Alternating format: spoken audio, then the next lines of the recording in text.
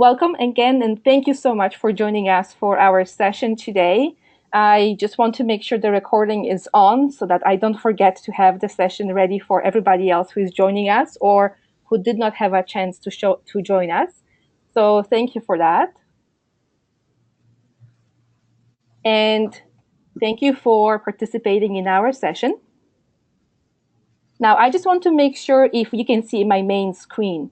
If somebody can just raise a hand to let me know if you can see the welcome slide. All right, so Laura is letting me know. Fantastic. I can see some raised hands. That's perfect. Awesome. Now, Charlotte, I just want to make sure we can hear you. Okay, let's check your microphone. Hello, everyone. Perfect. Thank you so much for that, Charlotte. Just very quick check to make sure we are all on the right page. Fantastic. And let's start. The very first thing I would hope to do with you is to go through a few housekeeping tips and making sure that you're connected and you know how the system works. Mainly during the session, everybody will be muted besides Charlotte, who will be presenting with me. But if you want to ask your questions, you can always join us by raising your hand or sending questions through the question box.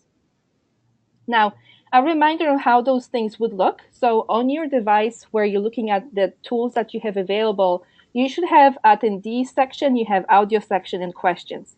And that's the main three tools that you will be using. So in the attendees, you can see who else joined our session today.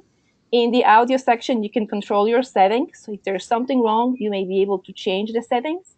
And in the question box, you can ask questions. You will not see questions from others. It's only questions that you will be sending to me, and I will be answering them, speaking them out mainly so that it's faster. That way everybody else can follow up and know what's going on as well. Now, I just want to check one more time. So if you can raise your hand to let me know, can you see the webinar housekeeping tips page with different tools and resources like an arrow, microphone, screen, or raise a hand? Okay, perfect. Again, just very quick checks to make sure that we are on the same page and that everything is working. So the arrow allows you to hide your tools, and that way it basically opens up your screen to have the slides visible on the entire screen. The microphone, you can mute yourself if by any chance you were unmuted. That way, if you want to step out or somebody comes into your room, you're not affecting anybody else. In this case, it's only going to affect Charlotte because she's the only one that has her microphone on at this moment.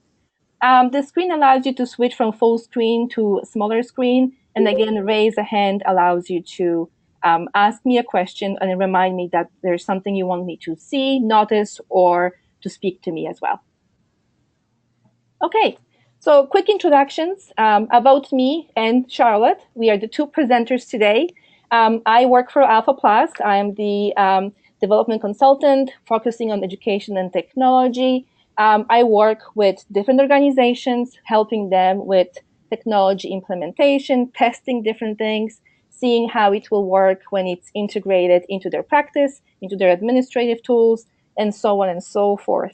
I'm also a lifelong learner, and I say that because when we work with different programs, we always get addressed as experts and as someone who knows everything, and that really is not the case.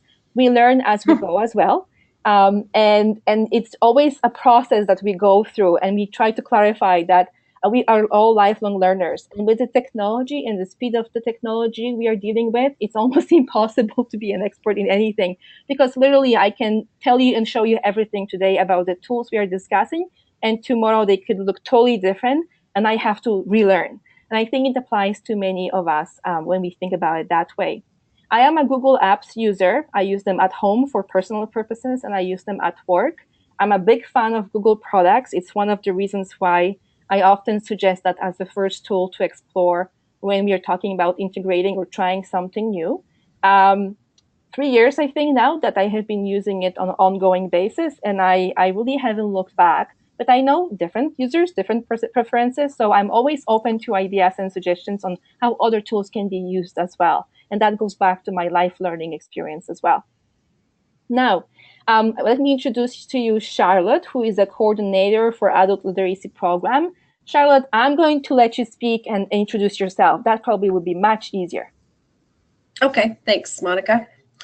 So as you can see, I am coordinator for adult literacy, employment and youth employment services. The youth employment and employment service is something fairly new for me.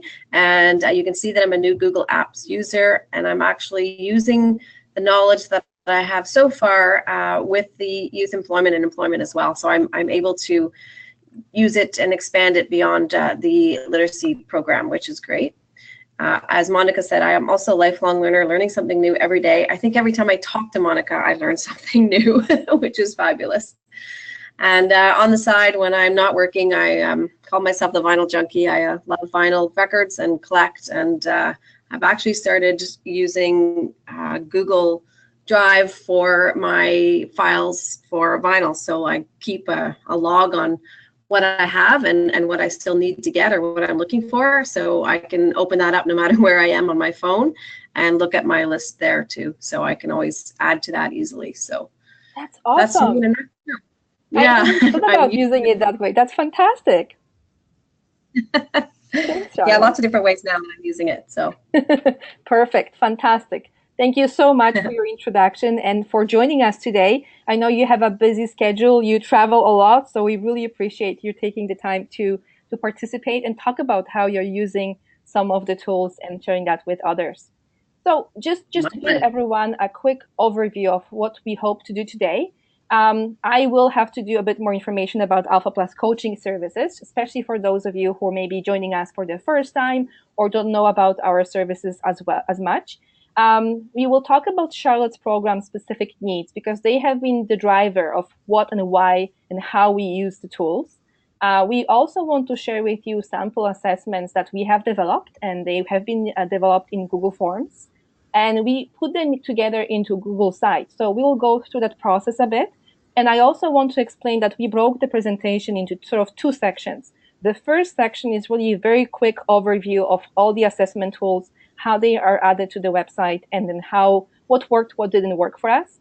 But the second part is a bit more technical. So we actually have a lot of screen captures to show you how we created Google Forms or how we use the Google site. I can go through them fairly quickly, and then you can use that as a review later on. But what we thought it may be useful for you to know is that if you're busy with time, you don't have as much time, at least to stay for the first section when we talk about how the tools are used. And then if you wish, you can stay for the whole thing, or you may need to leave. And we totally will understand that, but we just want to make sure that you know that you can have just quick overview or go into a bit more detail as well. And then there will be a bit of discussion on how we collect the data, how we manage the data, and how that implementation is working for Charlotte. And as I mentioned, what worked, what didn't work. So we have some ideas and suggestions for you as well. Again, at any time, if you have any questions or comments, just put them into the question box. I will collect them on the side, and we'll gather them and try to answer them as we go. Now, just to tell you a bit more about AlphaPlus coaching services, we have been doing it for a while, so some of you are very familiar, some of you are actually working with us. But for those of you who are new to our services, we have customized support for coaching sites. This year, we have 19 organizations we are working with. Those engagements can be short-term or long-term engagements. What that means is we start our fiscal year April to March, and we could be working with you for the entire year, or if you wish, it could be a few months. It all depends on what we would like to do, what do you want to focus on, and how much time you have. We can offer you advice, ideas, examples, and PD training, and it can be really as simple as showing you what other programs are doing to going in and testing something with you and trying to see how it may or may not work. We have 4 staff members, 2 full-time, 2 part-time. As I mentioned earlier, we have Tracy, who is our new part-time member. Again, thank you, Tracy, for joining us today. And when we work on coaching services, we do needs review and a work plan. What that means is we talk to you, we discuss with you your needs, your hopes, and how you would like to use technology. And then we discuss how we can go about that to develop a bit of a work plan with specific dates that may help us sort of navigate through that work plan so we can achieve what needs to be done throughout the time we are working together. And when we work together, we don't only focus on technology integration in the classroom. We also talk about teaching, learning, administration, referrals, anything and everything that's important to you as a program. We try to help you as much as we can. And when it comes to our work with Charlotte, Charlotte was one of my programs from last year, so April 2016 to March 2017. We had a chance to meet a few times. Charlotte is in Barrie, which is not very far from Toronto, so I had a chance to drive up a few times and meet with Charlotte and the staff members so we could try and discuss different things, do a bit of PD training. But some of the meetings have been online as well. So when Charlotte talks about connecting and learning about different tools, that's one of the ways we do it as well. When we use the tools, we also use it with the programs. And if something new for the program, then it's a chance for the program to learn about those tools as well and apply them in their practice. Now I'm going to turn it over to Charlotte, maybe to talk a bit about Charlotte's specific needs as a program and why we went and looked for assessment tools. Okay, thanks, Monica. So we do have a variety of learning centers or sites across the geographic area of Simcoe County. And we have a lot of learners that are coming into our program specifically because they wanted to get their grade 12, they want to go into credit courses. We work really closely with the credit program, and we as the literacy service provider in each learning center are responsible for the assessments, the intake assessments. So we're the ones that come up with the actual assessments, the questions, the tools, and then every person that comes into the learning center that needs an assessment then gets one of our assessments. And so one of the things that we were constantly doing was revising the assessment, making sure it works. You know, do we have enough different assessments based on the needs of the clients? So and with the computer use, we have computer classes that we run. And what I found was the paper-based assessment that we were using for computers was really just self-assessment. Can you do this? Can you do that? Yes, no, unsure, that kind of thing. So I found that it wasn't really the best way to assess somebody's computer skills. And I really wanted to try out some different tools and tried to do either an online or an assessment where somebody actually had to use the computer to show whether they knew how to use it or not. And it also helped that client or individual know what they can and cannot do if they actually sit on the computer to do it. The other part of what I was looking for was where it says here wanted to connect more online to reduce travel time. That's more with the staff. So having the different sites around, it was really hard for us to connect in person without having to cancel classes and then have a chance to meet up. So one of the things that Monica helped me with and taught us how to do was the Google Hangouts. So that really worked out well. We could do that just one-on-one, or we could do it as a whole group. So I use Google Hangouts more for one-on-one now. I can always pick up the phone and talk to somebody, but it's always nice to have that visual as well, so we can actually see each other and it feels more like we're connected than over the phone meeting. You also hear reducing the paperwork within the team and with students. So we do have a lot of paperwork, as you know, with any MAISD program.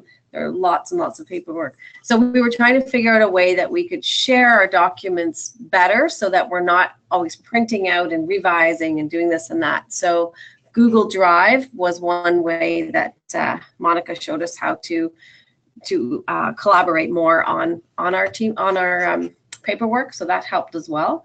And we were using Wiki before that, which we still use, but Google Drive, we may be switching most of our stuff over to Google Drive. Still in the midst of doing that. And then as far as the computer assessment itself, wanting to encourage students to use technology more, really at this stage, everybody that comes into our program, into our Literacy and Essential Skills program, unless they are 100% will not touch a computer, they're going to be using a computer. It doesn't seem to matter these days what you're going to do in life. You're going to have access, or at least know how to use a computer in some form or another. So we are encouraging our students to use that more, and by doing our survey online now, our assessments when it's applicable, doing that online, and then we teach them Google Drive, and we ensure that they have a Gmail account so that no matter where they are, they will have access to whether it's their resume or whatever it is they want to have access to. And as far as needing to gather feedback quickly, that's great for the surveys. Again, just with the geographic area, we were doing paper surveys, everyone would fill out the surveys and then they'd get back to me, then I'd have to look at them all and then type it all into the computer so that I have it in a spreadsheet. Now that we started using the online surveys, that information is there immediately. The person does the survey and I get the results right away. So then I can look at that feedback and it actually saved a lot of admin time for sure. And then the assessments, it's the same idea where we're going to have the immediate feedback and a response sheet, but we'll get into the technical side of that later. But it's great to have that information in one spot. And I think that might have, yeah. Thank you, Charlotte. So there's a few more things about why we actually decided to try Google Forms, and not only as a type of tool, but specific reasons. For example, Charlotte already had a Gmail account that was provided through her through Google for Education. So we didn't have to create new accounts or new services. It was all part of the account she already had. Charlotte, also one login and quick access, right? That was one of the reasons for you to really be open to trying that tool. Yes. Okay. And had to be easy and quick for me. Yes. So let me just very quickly go through some of the other things we kind of listed as a way to try Google Forms. Because it allows you to create different question types, such as multiple choice, selection, text, grid, you can really customize the questions in any way you want. It also allows you to add videos, dates, time fields, and images, which can make the questions difficult or simple. So for example, you could have a video playing and then asking a student different questions. You could represent questions with images and answers with images. So if the student is lower level, they could still answer the questions in a very, very simple way. You can also divide the sections in the survey, and you will see as we go through some of the examples that we really did that. We make the questions very short. So you don't have 10 questions per page, but actually 1 question per page. You can create conditional questions, and what we mean by that is that, again, you will see it in examples. For example, Charlotte has a few locations. So if students select specific location, the questions are based only around that location. So the student is actually skipping a whole bunch of questions that don't relate to him or her because they selected specific location and it was set up to be a conditional question. You can rate the responses. So if you ever wanted to use Google Forms or organize the information in a specific way, you can actually assign values to the responses. And what that means is that it will give you a number or a score that you can use to make specific decisions around the responses you have received. It's very easy to share. You have email, link, and embedding options. So really a very, very different way you can connect with different users. Easy to collaborate with others. Charlotte and I, we are on 2 different Google accounts, but we still are able to very easily go into different tools we are using and access them from different locations. Responses are automatically saved, so no individual data entry. We don't have to do the paper document and then retyping that into Excel spreadsheet or something like that, which is amazing. And those responses can be saved as individual responses, which can be printed, or a summary of responses, which gives you a bit of charts and graphs that you could repurpose for reporting. And you can also save them as a Google Sheet, which is almost like an Excel that gets automatically updated every time new information is added. So as Charlotte mentioned, saving time is tremendous because, again, you don't have to be doing all that manual data entry. The system updates the documents as the data is added to it by the students filling out the surveys. So for us to continue, I thought maybe we can do a very quick poll that will give us a bit of idea of where you are in terms of some of the tools you're using and how you're using them. So bear with me for 1 second. I'm going to see if I can launch a poll. It should pop up on your screen. And what you have to do is just select one of the options that applies to you.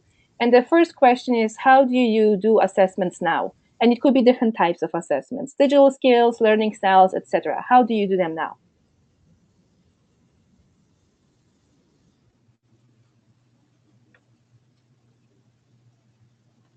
Okay, almost everybody answered. Just a few more minutes to give you a bit of time. Okay. Okay, I'm going to close the poll and share the results with you. So you will see that 64% paper-based and 36% some on paper and some online, and not too many all online. So there is a bit of a mix that starts happening, and I suspect some of you came to this session today to see how you can maybe improve on what you're doing, or how you can actually start from scratch and see some ideas and suggestions for starting to be online. So that's very good. Thank you for that feedback. And now the other question I have for you is, what kinds of assessment do you actually do? It could be either paper or online. And select all that apply to you.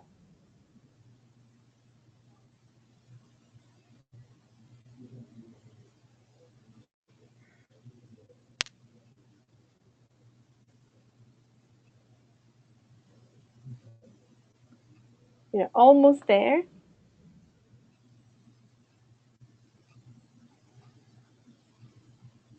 Just a few more answers.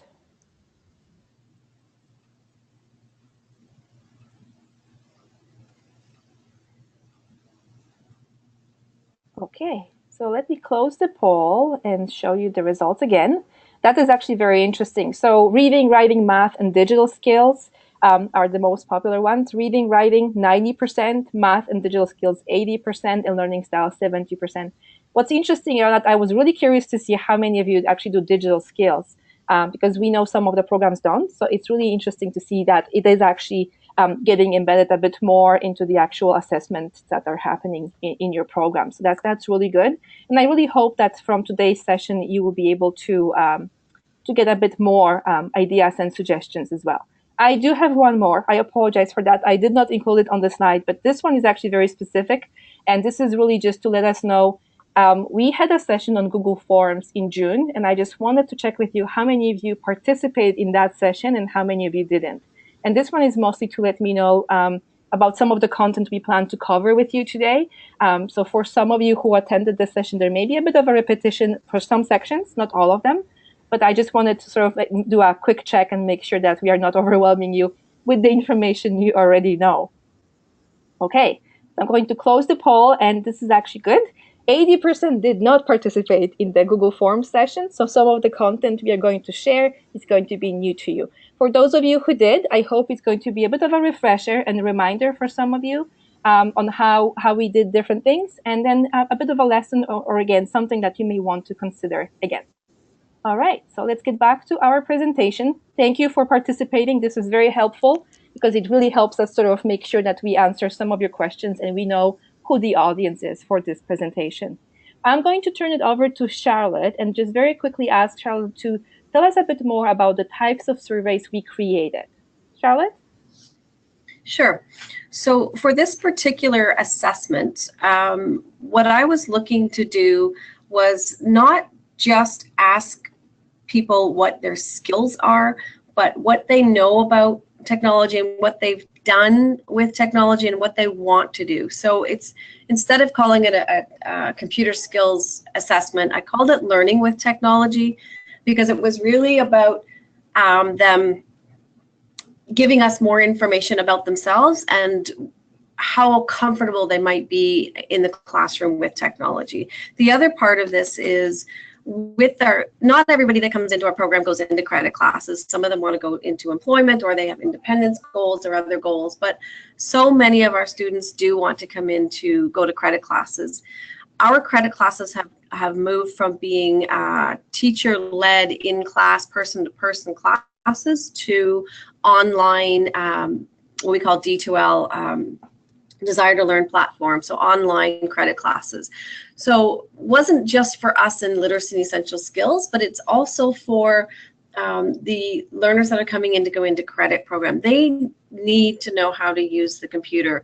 So, and they need to know that they have to be open to learning on the computer. So if we do this assessment and we get results that, you know, they've never done any online learning at all, or they have, but they had difficulty with it, or they're really not interested in learning more, it just gives us a little bit more information about their behaviors and attitudes as well, and not just their computer skills. So I just wanted to let you know that before we go into what the actual questions are and why I'm asking some of the types of questions that I'm asking. You'll notice that when we get into the actual skills questions, it is back to, can you do this, yes or no? Can you do this, yes or no? But that was sort of the most simple way to ask the questions to start out with. And then because they're actually doing the computer assessment or the technology assessment on the computer, it's very obvious if they have the skills or not. So if they know how to scroll up and down, if they are using the keyboard and the mouse in the proper way, it gives you a really good indication right then and there what their computer skills are. So if they really don't even know what to do to start with, without even asking them the self-assessment types of questions, you already know what their computer skills are, at least to get started. So for me, it's almost, I wouldn't call it the hidden assessment, but it's that one where you're actually observing how they are doing on the computer itself. The rest is, we're looking at the reading skills here because there's a lot to read, and other skills as well. So I see you've got this next slide on here, the learning style survey. So I have two parts to this assessment. One is sort of the technology part of it, and then the other part is your learning style. What we do in Literacy and Essential Skills, and I think everybody does it in Literacy and Basic Skills, is we want to know what our learners' learning style is, and really it is a requirement of the program. On our learning plan, we have to show what the learning style is for each of our students. So I thought, why don't I ask these types of questions in the initial assessment? We find out what their learning style is. They find out what their learning style is if they didn't already know. And it provides sort of a relevant assessment. Instead of just asking them questions that have nothing to do with them, they can come out with, oh, I'm a visual learner, I didn't realize it. Or so that's why I wanted to do the learning style. It gives them something real and relevant, and it also provides us with that assessment when it comes to them coming in as an actual learner, if they do come in as a learner. And the way that we set this assessment up was we actually used Google Sites to do this. And we actually set up two separate assessments. One is the learning with technology, and that's through Google Forms, and then the learning styles through Google Forms. But by creating a website, which is really simple, and Monica's going to go through the steps, we were actually able to embed both of these assessments, and then when the person is going into the assessment, they only have to click on one link or go to the one link, and the assessments are embedded. So I get both the assessments done in one shot. And then Monica, did you want to explain this part? Yes, absolutely. So, and we will go through actual details of how this is all done in that sort of technical aspects later on. But what's really nice with Google Forms is that you can embed it in Google Site as actual piece of the website. So what we really want to point out is that whatever you see in the red box, it's a form that sits and it's part of the website, and it doesn't really stand out as much as something else. It looks like part of it. But the user can go through the questions right in the website without, as Charlotte said, navigating away. But there is also this tiny gray button in the top right corner. So if they struggle or if it just starts to be too complicated, they can click on it and it will open a new tab, and they can watch or go through the survey on a separate tab, just directly like if they were going through the survey on its own. But by being on the website, you can guide the student as well. So you will sort of see some of the sections when we were taking screen captures that we have step 1, let's start with exploring your technology skills. So you fill out the survey, and then step 2, you go to the next survey, and step 3, you talk to the coordinator. So it allows us to guide the student with instructions, but the instructions don't have to be very long. If necessary, those instructions could be even videos, sound recordings, or even sign language, and they would still work because they can be all embedded into our website. Okay, so the last thing we just wanted to tell you a bit more about, and we will go into the website in a few minutes and into the actual survey into a few minutes so that you can see the questions that Charlotte decided to use. But one thing that we discussed with Charlotte of how to share this information with instructors and students is, what do we give them? And anytime you create a website on Google Sites, it will give you an address. It could be any website, it doesn't have to be Google site, but you basically need an address to give to the students. And I thought it was a very simple thing, but a very clever thing on Charlotte's part, that she decided to have a folder for her instructors where she can put all kinds of information and documentation for them. And that includes a simple Google document that has the link to the assessment. So if they don't remember the website address or they didn't take notes, they can find it in their Google Drive. They can go and open the page and get the link and go to the actual website to have the student go through the questions. Simple, but at the same time very useful, because if the instructors haven't used that information for a while, they may forget. That way they can go in, this is our folder, where is that information? Oh, here it is. Here's the link I need to use. Very, very useful. And potentially Charlotte doesn't get calls every few days or emails every few days asking her about the link. But I just want to add one more thing here. One thing that I learned was that when it comes to the surveys or sharing these links, if you share the link in an email or you share the link somewhere else, the people that are using it, the other staff members or clients, nobody has to be on Google Drive or Google email or Google anything. The link goes directly to there. So there's no need for anybody else to know how to use Google, any shape, form whatsoever. It's just a link and it automatically goes to what you need them to go to. So for our staff, the only reason they really need to be on Google Drive for this particular assessment is if I give them access to the responses to the assessments. And that comes up, and we'll show you that, but the responses come up in an Excel spreadsheet. So if they want to see the results immediately, which most of the time is the case because they're the ones going to assess this now, they would need to use Google Drive. But other than that, Google Drive is not necessary for anyone to actually use these assessments and the surveys we created as well. Perfect. Thank you for clarifying that, Charlotte. Yes, one of the things that Google allows you to do is to decide whether it's public or it's specific to specific users or actually just the organization and users that have the specific email account. So being able to clarify that is very useful as well. Thank you. Just to let you know, so we have a link that's posted right on the website. If at any time you copy the slides or open the slides, you will be able to click on it and actually go to the same website we are going to. I just don't want to lose my spot in my slides, so I have the presentation, the website already opened. So if I clicked on the link, this is what I would end up with. I will be taken to our website with the same address. And now this is what the instructors see, and this is what the students would see, which is basically the site with the banner. You decide what kind of banner you're using or what instructions you want to provide. And then the student can go through step 1 and embedded Google form that sits in here. I'm scrolling through it. I can start going through the questions and answer, finish, and move to the next step. I can go through the form again, answer all the questions that are there. You can see I can scroll through the form and continue to the step 3 and finish.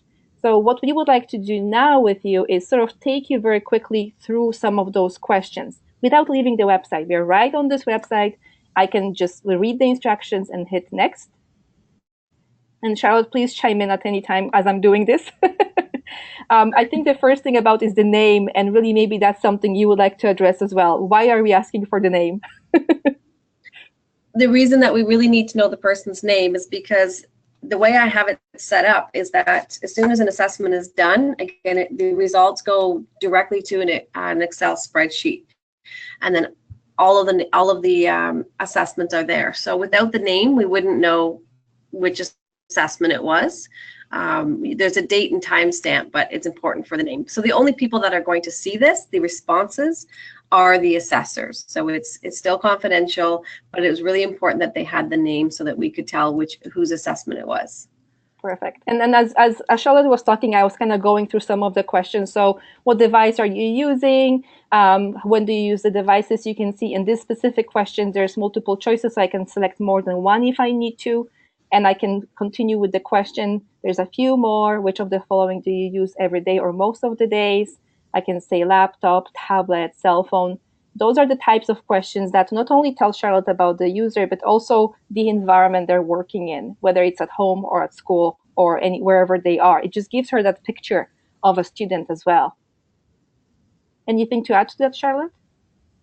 Sure. Just I wanted to add that right from the beginning, when we give this assessment to our potential clients or learners, if they're not comfortable at all on the computer, it makes sense to have somebody sit there with them and sort of just watch them as they go through it and help them if they need any help. But, you know, any assessment is more than just, you know, the way they answer the question. So you have to use the scroll bar in order to scroll through. If they don't know how to use the scroll bar or don't know how to get to it, they're going to get stuck.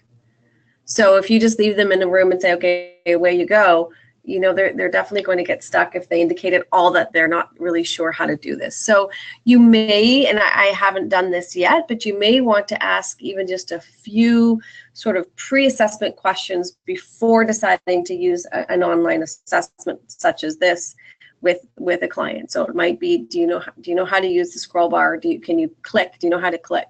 Because if they can't do that, this isn't going to really do, it's not going to help. That being said, you could scribe or less scribe for them. So you could actually be the one clicking if they're not comfortable doing it, because it still gives you the assessment that you need for that intake.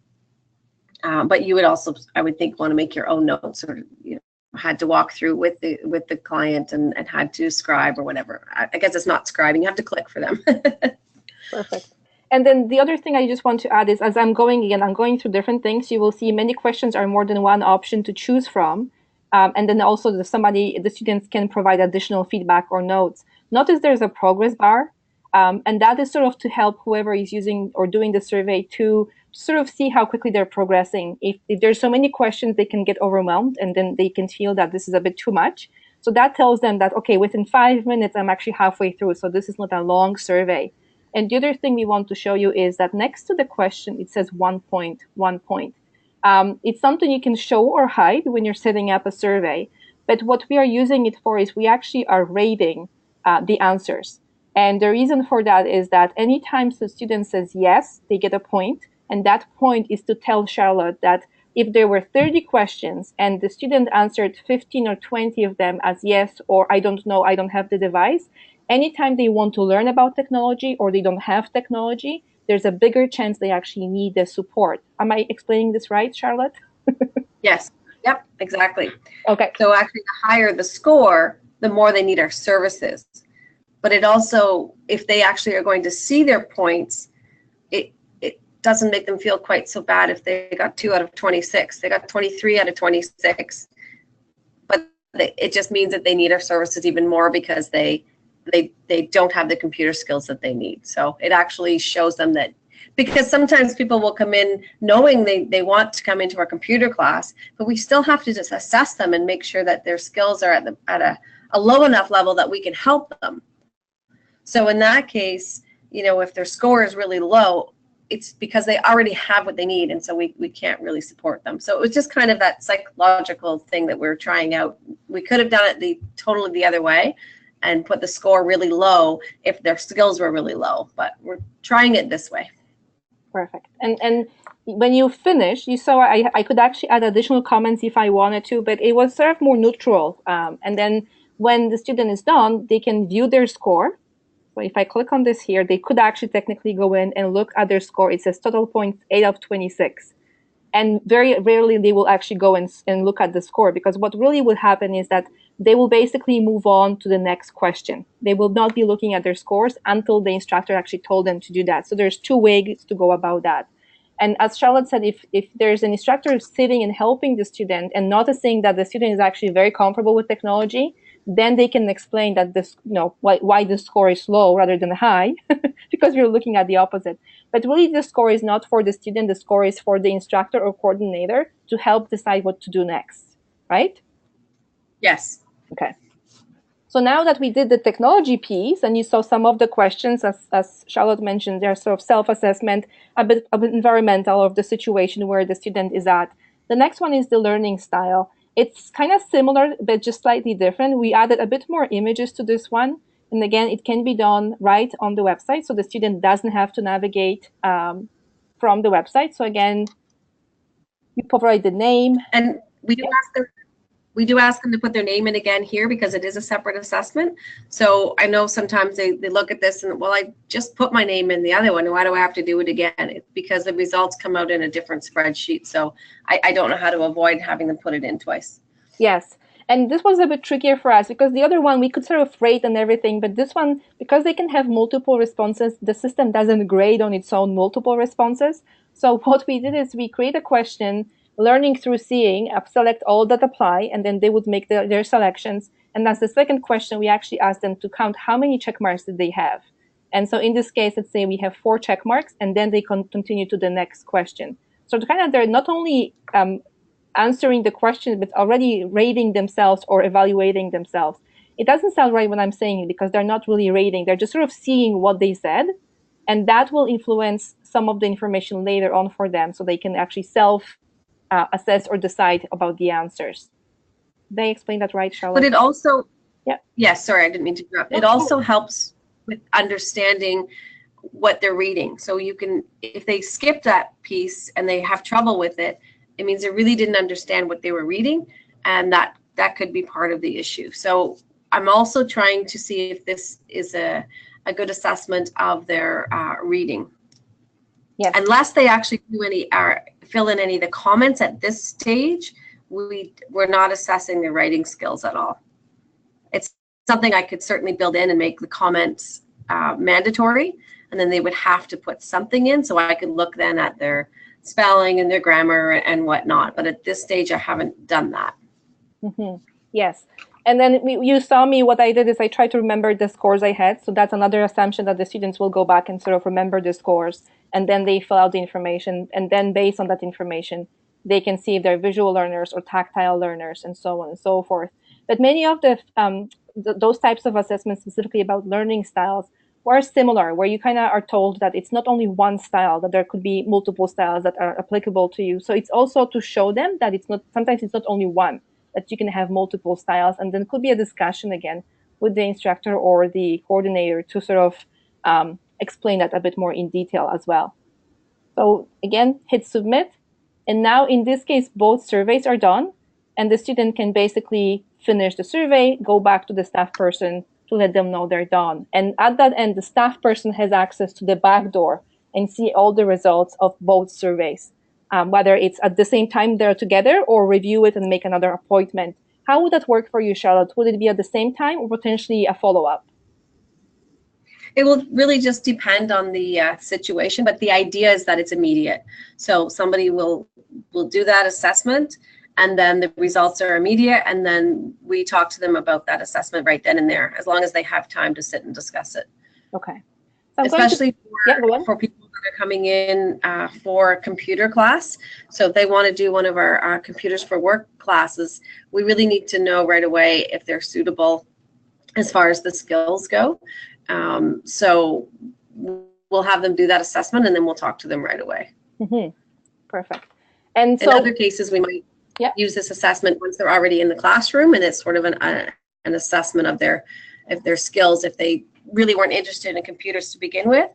But if they decided they are, then we can use this assessment. And it's actually a good learning tool as well, like a learning activity for them to do. Perfect. And we did put up what worked, what didn't work, and I'm going to let Charlotte talk about that. I'm just going to pause for a minute and see if there are any questions. So maybe we can just take a few seconds. If there's something you want to ask and you didn't at this point, I haven't gotten any questions yet, but I just want to give you a bit of time and a moment to stop and ask if you have any questions. Okay, nothing yet, but please keep in mind they can be coming in at any time. That's just sort of giving you some quick overview of how this worked and what we did. So Charlotte, I'm going to again to go back to you and ask you if you can go over some of the things that work and didn't work. Sure. One of the things, like I just mentioned, it's not that much of a writing assessment as it is now, but thinking about moving forward and different ways of creating these assessments. One thing about doing an online assessment is you're not looking at somebody's handwriting and judging based on that. And I know experienced assessors don't do that because you know the difference. If somebody saw my handwriting, they would think I needed a lot of literacy support. But if you're typing it out, you don't have that that bias, I guess. So that's one of the things about using the online assessment that I think will work well. But in this case, it's not necessarily helping us because there isn't really, I don't think I put any of the comments as being mandatory at this stage. I could easily go back in and just even say one comment was mandatory just to get something writing. The thing about this assessment that I found really helpful was we were, as I said, as we have so many different geographical sites, we have the different 8 sites. Every time I would make any change to the assessment, I would have to make sure everybody received the updates and make sure that any of the photocopies that they had already made, they had to get rid of them and use the new updated assessments. Or if we noticed a typo or we noticed something that really we wanted to change, one minor thing, all these photocopies had to be changed and updated. We don't have to do that anymore. It's as soon as I make a change, the next time somebody goes to use that assessment, that change has already taken place no matter what. I don't even have to tell anybody the change has been made. It's just done. So that is a great part about using these types of Google Forms. So that works out really well that way. Again, we talked about it before. The assessment results are immediate. And I put in brackets for most answers because, again, it's not, you can look at the score and see maybe 8 out of 26 or 24 out of 26. When it's somewhere in the middle, you still really have to look at those results and say, well, where did they answer yes and where did they answer no, to get a better sense of what their actual computer skills are, along with your observations of how well they did on the computer assessment itself, or using the computer. And what I found was I really needed to make sure that the assessors were aware of the process itself, where to go, how to get the results, what the results mean, and how to use those with the learner or with the individual about to do the assessment. Also, again, like I was mentioning, you might want to do a couple of pre-questions, sort of, are you comfortable using a computer? Some people have really high anxiety about using a computer, and as soon as you mention it, they're going to back off, and you know, so you really need to make sure that we ask those questions. So I think to me that was one of the things, that as long as the assessors are comfortable and know the questions to ask, then we're going to avoid any issues with somebody you know, having a panic attack or something. And I went through this before. It helps if an assessor sits with the individual if they really need any support, or even just to get them started. 3 seconds into it, you might realize, yeah, this person's fine. I don't even need to sit here. They can do it on their own. And again, making sure all the staff know the whole process is really important. And something that's very obvious, but sometimes not so obvious, you need to make sure your computers are available anytime you're ready to do an assessment, and that they're charged, especially if you're using laptops. If somebody starts an assessment and doesn't get all the way through, unless they hit submit, you're not getting those results. So they can hit submit on the first assessment and then not finish the learning styles one, but we still get the results from the first one. But that submit button has to be hit before we get the results. So if your computer happens to die partway through, it'll be really frustrating for the student or the client if they didn't get to finish it. And I really haven't done enough assessments with individuals as an intake assessment to give any kind of full analysis on the feedback that that they're giving us on whether they like this kind of assessment or not, or getting the feedback from our instructors whether how well it's working. They've already given me a few things that they want me to tweak a little bit, which are easy to do. I'm going to do, and one of those is to add a few more visuals. As it is now, it's really plain and simple, easy to read, but there aren't any pictures in there other than a few that we used in the learning styles. So I think that could be certainly revised to make it a little better and improve it. And then the last one here is, I'm not sure that it's what didn't work so much as what we need to work on still, is when it comes to the literacy and basic skills program and file management, especially a client or a learner file. Once a learner is in your program, within that file, you must have evidence of an assessment and assessment results. So the way this is set up, the whole point of it for me, one of the points of this is I'm not going to have so much paper anymore. I'm not going to have the photocopies. I'm not going to have this whole big long assessment printed out, and the results are not going to be printed out. However, you need to have evidence in the file that you did an assessment. So I'm working now on a cover page that will go in the file, or we have case notes in the file, and it might even just be a spot in the case notes that shows the assessment that was done and the results of the assessment with the assessor's note. You know, it might be OALCF level 2, and then it might say needs computer support, or needs, you know, upgrading on reading or something. So I still have to work that out and really figure out which question is going to give me that decision on whether they're OALCF level 1, 2, or 3 when it comes to digital technology. So that's what I'm still working on. But I'm also trying to work with MAISD, trying to figure out through MAISD what they consider to be evidence in the file, because it depends, and this is going to open up a can of worms, but it really does depend sometimes on where you are in the province, who your ETC is, and how they interpret the documents, the guidelines, as to whether you have to have the physical whole assessment in the file or evidence of the file based on the cover sheet or something that says what assessment that they did. And if anyone's interested in more information on that in itself, we are working with AlphaPlus actually. AlphaPlus is putting together a workshop for our KESBA, the School Board Administrators Conference in December. And I know that Alan in AlphaPlus is working hard to find out from MAISD some of these answers when it comes to file management, because I think right now we're a little bit behind when it comes to file management and paperwork. We really should have more things electronic and not paper based. That's just my opinion, but that's why I am doing this, and that's why I'm really on board for these online assessments. Thank you so much, Charlotte. Perfect. So what I would like to do next, we did get a few questions, and I am also very mindful of time. It's less time than I thought to give you some of the technical answers, but I will have a lot of slides for you to follow as well. So if that's okay, what I will do is I'll answer. We have 3 questions. I'll quickly answer them, and then we will go through some of the other pieces we wanted to show you. So the very first question was, did you create your own learning styles inventory, or did you use a ready-made one? And Charlotte, if that's okay, I'm going to say, I think we worked with Jennifer Ellis. You took Jennifer's paper-based copy, and we used some of those questions to create our own online Google form for the learning styles. Is that correct? I think right. we just sort of did that. We did a mix of that and other questions that we had. So yes, that's right. I did not my own. Yes. But we did build it. We build it basically trying to make sure that it works for us, and the process is, we understand the process and we can assess it as we want to assess.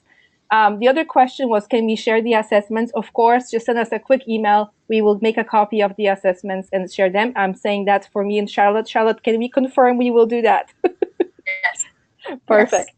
And the third question, which is a bit more detailed, is if my survey included questions that had a correct answers attached to the question, how can this be set up so the respondents get to see the right answer right away after they responded? And there's a bit more. So I will just stop there and say, usually in Google Forms, you see the responses at the end. So when you hit submit, the system allows you to show the results, and the student can see if they got the right answer or the wrong answer. And you can set it up to show the student feedback or notes. So you can say, if they got it right, you can say, great job. If they got it wrong, you could say, you just need a bit more work. Here is a link to the website where you may want to practice. So this is how you can provide the feedback. But that happens after they hit submit, not right after each answer. And then the other question is, If they get a choice to click for the correct response, can this be monitored to see how many respondents click on the option to view the right answer? I don't think so. The system doesn't track those clicks. It will basically gather all the feedback that the student provided, but it will not tell you how many times they looked or if they looked to see the responses. I hope that helps. But that's all. So that's the 3 questions we had. And it is 3:55. So we just wrapped up sort of the overview, big overview section. And we do have a lot of slides for you with the Google Forms and how to set them up. However, we also know that many of you have used many of those tools. So I'm not going to go directly into Google Forms. If you do need help about that, go through the slides that we have created, take a look at those, and let me know. I'll be very happy to help you with getting that information. What I'm getting into is just very quickly to show you that when you get into responses, the system gives you 3 ways to show responses. One is to give you a summary of the responses. So in this example, we have 2 responses available. In the summary, it will try to show you through charts what the responses were. The other option is to see individual responses, and that's where the questions will be dependent on the individual filling out the survey. And that's where asking for the name is important, because that's how you know that specific person answers those questions.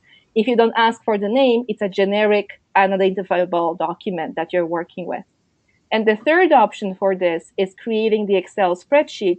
And what Google Forms allows you to do is basically to say, anytime there are responses, just create a spreadsheet that will say Google Forms responses.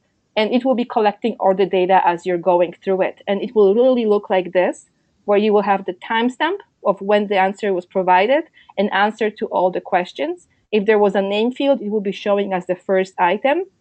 So it's easy for you to identify who filled out the survey and work with that data as you want. Now, the other thing I just want to quickly jump into is responses.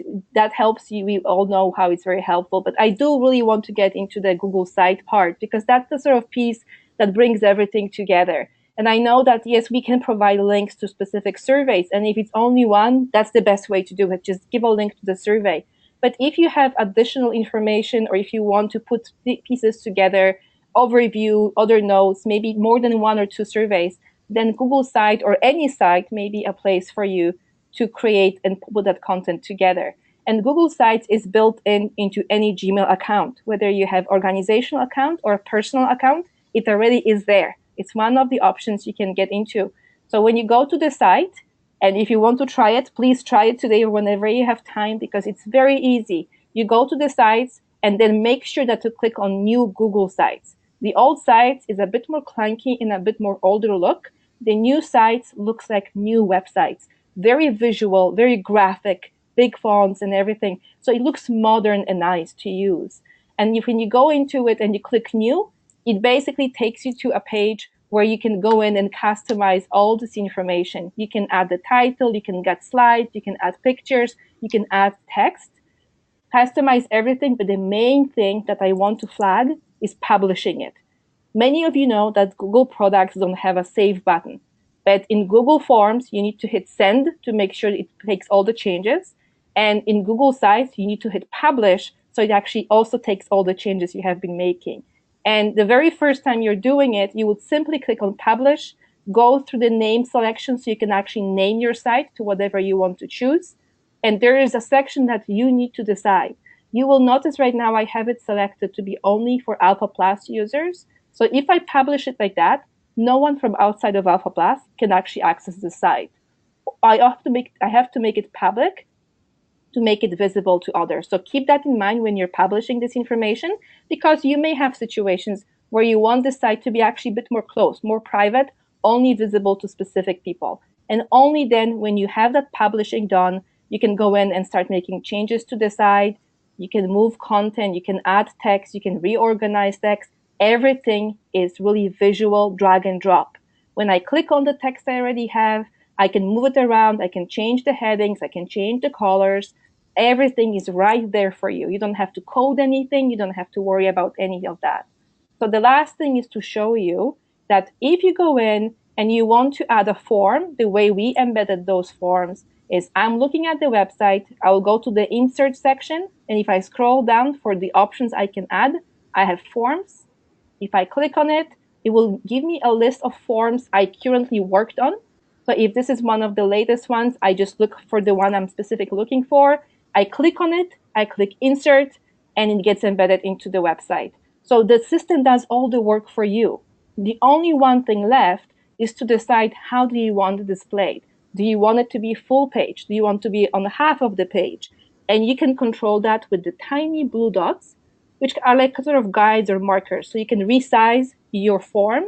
And I'm not sure if you noticed on the website we were looking at the very first form, the box was fully functional. You didn't have to scroll, but on the next one you had to scroll a bit. That's because we didn't align that height properly. So the student had to scroll a bit of the form. If we enlarge the height, it wouldn't have to be scrolling within the form.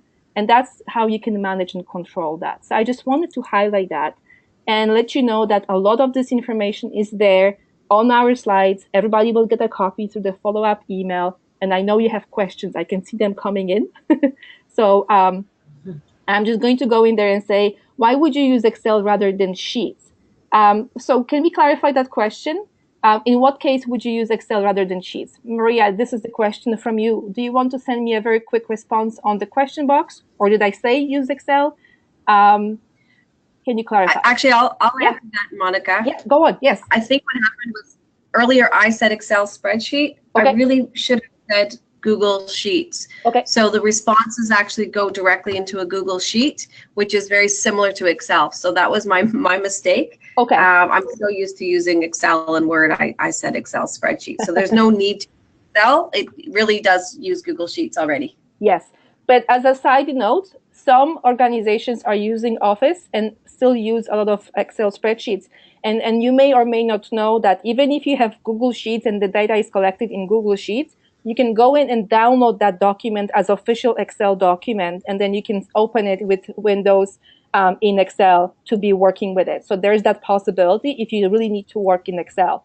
But a lot of the functionality, the formulas and everything are very similar in Google Sheets to what you see in in Excel. So just to clarify that. Just the last 2 pages, there's a page with resources for you. So a lot of information on creating Google Forms and how they work. I also included a small assessment that our colleague Matthias did. I think, Maria, he worked with you as well, to take a look at how some of the digital technology skills modules can be built or questions can be built as well. He built it in SurveyMonkey, but we can provide that as Google Forms as well. So if you want to take a look, just follow the link, check out the questions, and let us know if you need a copy. For any of the examples we gave you, just basically send us a very quick email, let us know what you need, and we will be very happy to share with you all the resources. Charlotte was very kind to agree to do that a bit earlier when we were discussing this. And the same with help with building this. So if you need help with Google Forms or building websites or anything, let us know. Contact us. We will be very happy to give you small tips, big tips, or maybe even make it part of your coaching if you would like to do that as well. So just the very last one. I'm going to go to the last page and let you know that we, of course, have a survey for you to fill out. That's the usual part of everything we do. So please kindly follow the link in the question or chat box that you're getting to fill out the survey. And I'm just quickly going to go back to the questions and check if there isn't anything else that we need to answer. And in the meantime, Charlotte's email, my email, is in the slide, so you will be getting that information. And in October and November, we are going to have 2 webinars that will be specifically for the deaf community. The first one will be focusing on Google Forms, and the second one will be focusing on Google Sites. And that is a very sort of practical step-by-step webinar where even though you may not be part of the deaf community, you may still want to join us so you can see sort of step-by-step instructions. They will be similar to what you see here. So keep that in mind.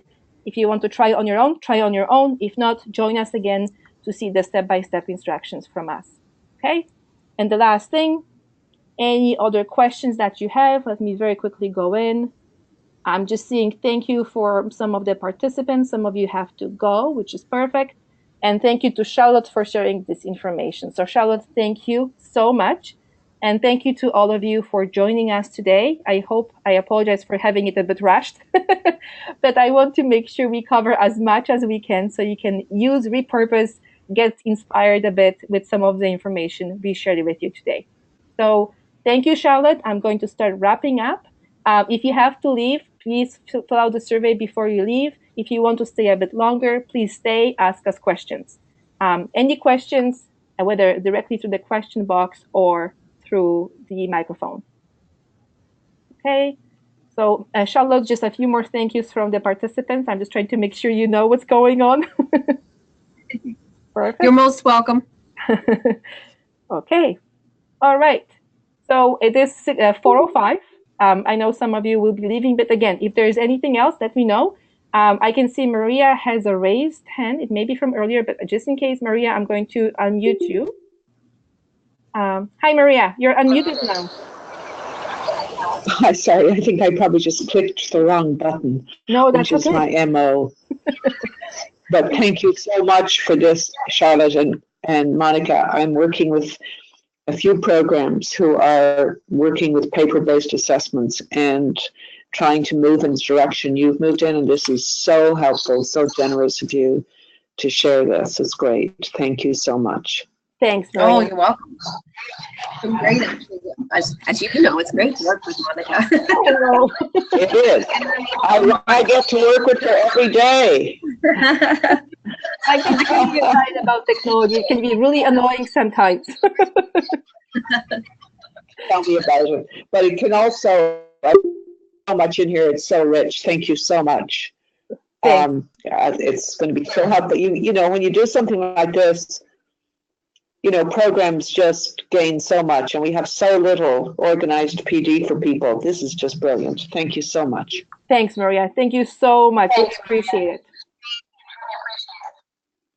Okay, I'm going to mute Maria again in case she wants to do a bit more. Please don't forget to do the survey for us. And if not, I will include the link at the end when we will be sending out a follow-up email with the link to the recording and the slides as well.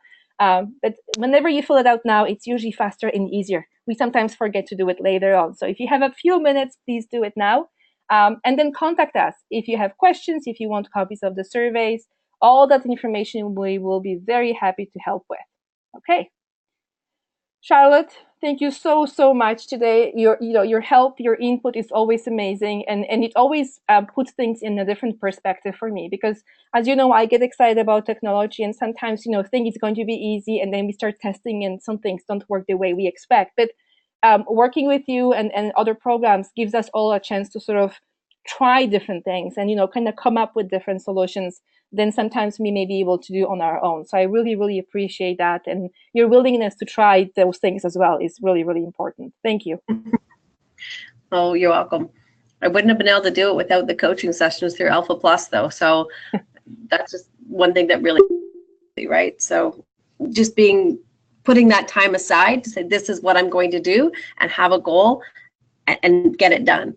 If it was just me on my own saying I want to do this, I don't know that I would have got anywhere near getting this far. So I think that's the important part too, is working with somebody, especially working with you and AlphaPlus, who has the knowledge of the technology and how to use it, and then working together to say, how will it actually work? That make the big difference right there. So thank you.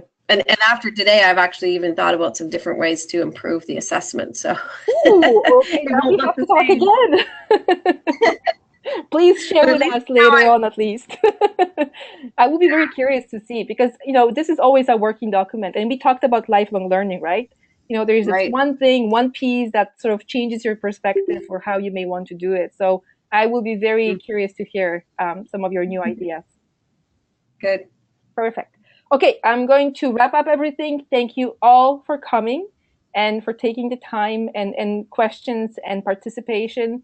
Charlotte, thank you again. And I'm going to wrap up and close this webinar. That way everybody can go home or continue working on what they were working on.